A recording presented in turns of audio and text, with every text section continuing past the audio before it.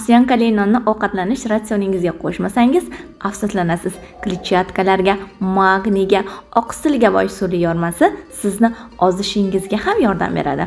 Bu retseptni albatta o'zingizga saqlab qo'ying va tabobat olamidan xabardor bo'lib turish uchun menga obuna bo'lishni unutmang. 200-300 gram ovsyankani 200 gram sut va 2 ta tuxum, 1 osh qoshiq razrixitel bilan birga maydalab, bir xil suyuqroq massaga kelgach, maxsus qolipda past olovda pishirib olasiz.